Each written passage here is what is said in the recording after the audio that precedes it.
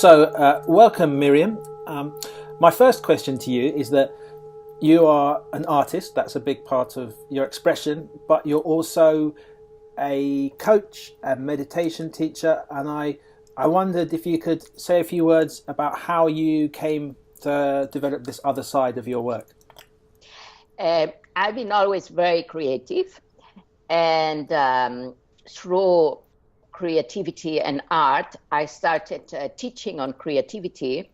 And then I found that many people are blocked in their creativity and they needed some accompanying. So I started accompanying people in developing their own creativity, uh, even before the coaching became sort of famous. At that time, the coaches were mainly for sports.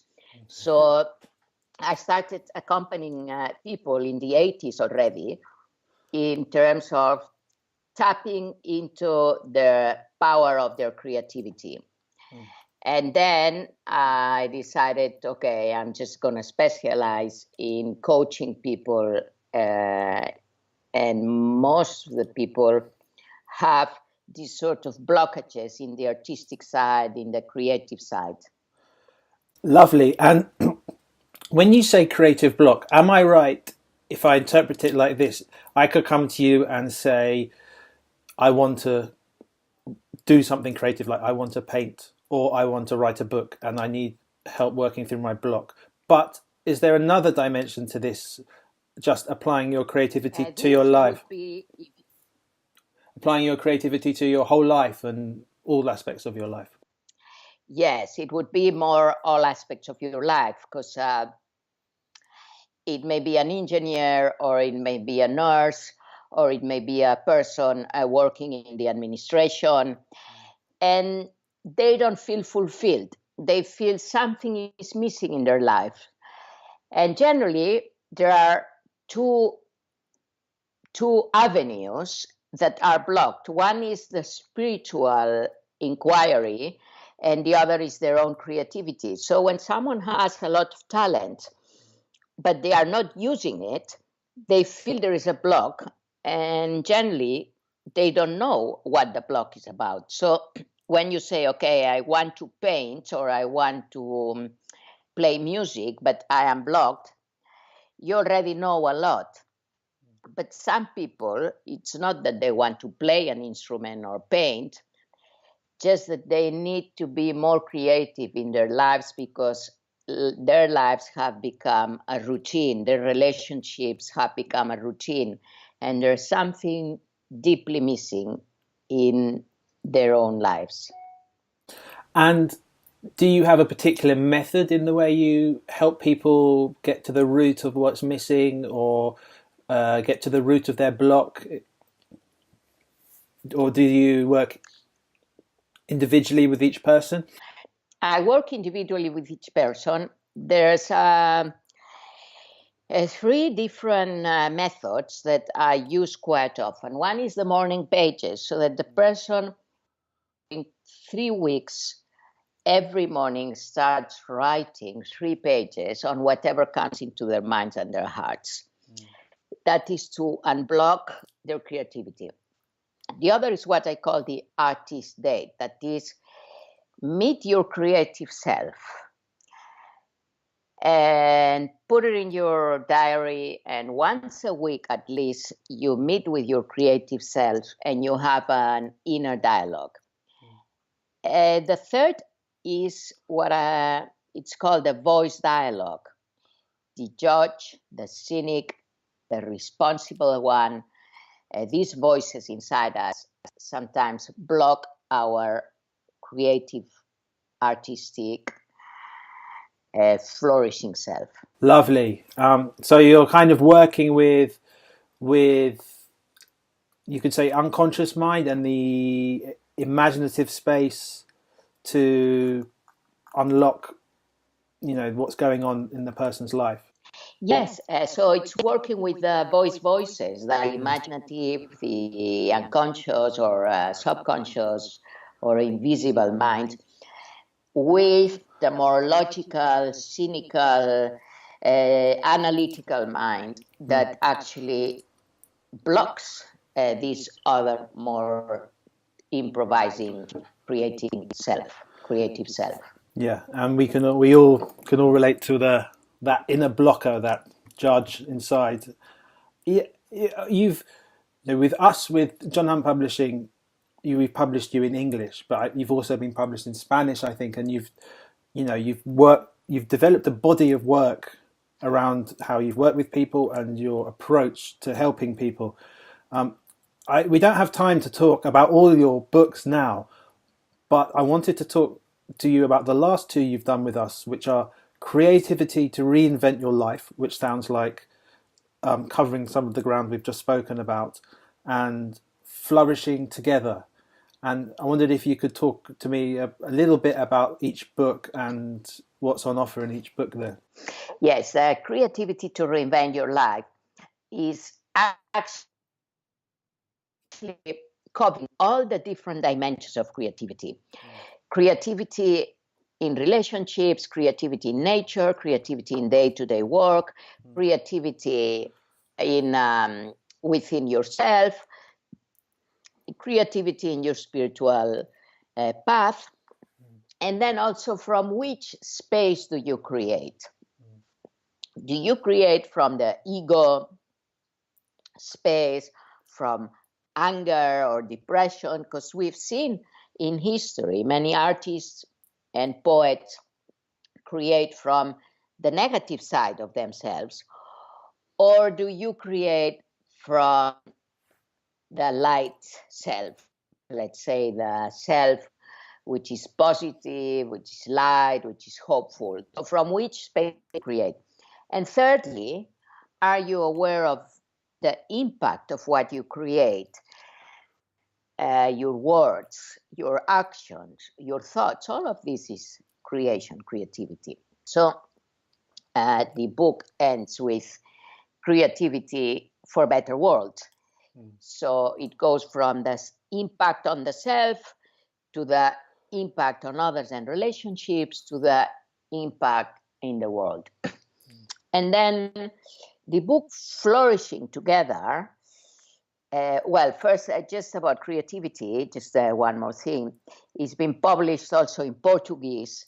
Okay. So my body of work has been published in different languages, Russian, Italian, French. So then about Flourishing Together, it's really about accompanying others, whether it's through appreciative inquiry coaching, which is one of my specialties, but also accompanying your friend.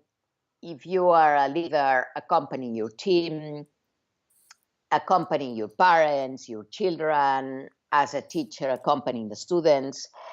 And what do we do with the suffering of the other when we are accompanying someone?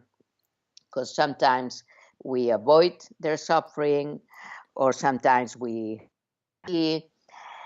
And so, how are different attitudes towards the space that the other is? And then, can we create a space which is a presenceful space in which you are fully present, so that you listen in a way that your listening is generative listening, so that it creates a different mindset, and it goes from focusing on the problem and what's not going well to focus on what we really want, on what is it that you aspire to, what are your dreams. Lovely. So one book is essentially working to help you work on yourself, and the other book is to help you working with others, simply put. Yes, that could be a resume about that. Yes. I've got a question about each book. I'm going to start off with a question about creativity to reinvent your life. And you must, some people must come to you and they say, I haven't done anything creative for years. Like, I can't remember imagining, writing, drawing, painting. I haven't done anything like this since I was in primary school. I don't know how to be creative. Do you ever get people who have trouble accessing this side, and how would you respond if someone did say that? Yes, first of all, that to be creative doesn't mean to do a work of art. To be creative is, how are you creative with words? How are you creative with images? Do you visualize that everything is going to be the worst? So you are already using imagination, but in a negative side. Do you visualize your failures, or you actually visualize the positive? So I, first of all, different dimensions of creativity, which are far beyond just being an artist. And secondly, is what is it that you would like to express? Start with something small. Start writing a little bit every day to see what emerges. Or just get a pack of pencils, colored pencils, and make small drawings, small diagrams. So just start with your own hands being creative bit by bit. And then let's see what emerges. Now, if someone comes to me with what I call the syndrome of the writer, which is you're blank, you don't want to write anymore. There's so many books out there. Who am I to say anything new? I don't know exactly what to say anymore because everything has been said. And so it's what I call the syndrome to move on. So then I use the brainstorming of ideas and going into the depth of what gives you life, what motivates you. What is it that when you are at your best, you are expressing? And let's forget about comparing with others and what's out there. Let's talk about your inner creative self when you are blossoming, and then start expressing from there. Yeah, lovely. And yeah, it's like finding what really gives you meaning, I guess. Exactly. Yes, yes, Lovely. yes. And I like, I like your point that of teaching people to be conscious that you're using your imagination and your creativity all the time, if even if you don't realize it, and that might be in imagining the worst, or indulging your fears a bit more than you should really. Yes, Yeah. exactly. Yes, yes, yes.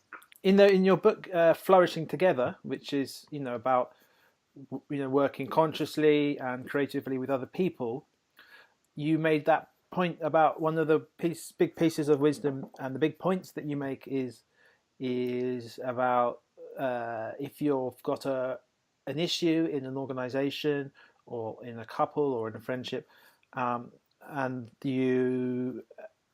if you try to solve it focusing solely on the problem, then that's not necessarily going to help you. But if you've tried to solve it focused on a slightly higher ideal, what do you want to create, what do you want to give, then that's a very constructive way to solve the problem. And you give the example of McDonald's and how they held on to their staff. Is that right? Yes, because if you focus on the problem, of course you are going to solve something about it, but that's it. But if you focus on your ideal, on your dreams, on your aspirations, then you're going to do more than just solve the problem. Let's say you have a problem of communication. So in your ideal will be that communication is fluent, that communication is open, that you are straightforward, that you have clarity. So you are on the one hand working to solve the problem, but with the aspiration in mind and with your strengths in mind instead of with your weaknesses. So you work from a language of abundance, and from compelling images that attract you to the future and to make it a reality now, instead of working with a deficit-based language in which you focus more on what's wrong.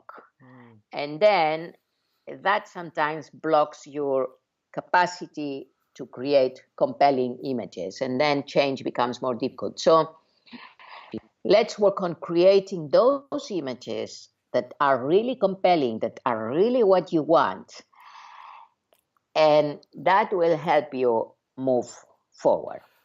And in the book, you said that McDonald's, people were leaving after 3 months; they wouldn't stay. But by focusing on an ideal, like saying we want our staff to be better trained, be better accomplished when they leave us, and focusing on how they train their staff, they found that staff stayed a lot longer, 3 years. Yes, that's a good example, because there is an emotional link from the positive, then your emotional commitment is deeper. No, your emotional commitment is deeper. So if someone was come to work with you or said, I'd like to work with you, what would they expect? How is your preferred method? Do you sit down one-on-one? Do you work over Skype? How do you prefer to work? Yes, I sit down one-to-one. Sometimes I do team building and team coaching and appreciative inquiry, team development also. And then one-to-one, I use Skype or I use Zoom also. And then, but sometimes if people are in the neighborhood, then we meet. And normally on the first session, we do like a drawing, a map. What is it that we really want to work on? What do we want to achieve? And it's like creating a drawing, a map of, okay, the person is at the center, and I would like to work with these relationships. I would like to work with these talents. I would like to overcome this situation in order to reach something else. So then we prioritize once we have clarity of what is the topic or the topics that we're going to work on. And it's always aspirational topics. And it's always including the whole system, that is your relationships. Because, we are not alone in the world. We work with people, we live with people, we are constantly relatable. And so we have to include them in the conversation. Doesn't mean that they come, but we do see, okay, who's going to help you better for this? With whom do you have to have a conversation to make this happen? Nice. So you're working with both the big picture, the dreams, the ideals, the core values, and the practical how-to nuts and bolts, how we're going to do it. Yes. And what moves you? What is your positive core? What gives you life? So that you are always connected to that and you can move forward from that energy. It's so easy to forget. Yes. I want to ask you, if people are interested in reading more, I'm going to put all the links to your books with us in the notes here, but also if they're interested in reading more with you or working with you, or even some of the other stuff you do, your arts, where can we find you and what are you up to at the moment? Mm-hmm. Well, my website is miriamsubirana.com. Yep. And my mail is miriam@miriamsubirana.com. And at the moment, I'm working on writing performance. So I'm teaching seminars on writing performance. I'm working on appreciative inquiry in companies and teams. And I'm also into contemplative meditation, which is a creative way of meditation that takes us into connecting with our positive core, our health core, and from there to dissolve the shadows and dissolve all these sort of negative layers that we have built on that. And I travel quite a lot. I'm based in Barcelona. Cool, lovely. Thank you so much for coming on, and I wish you the very best for all the different projects and all the different books and teaching that you're doing. Thank you so much. Thank you.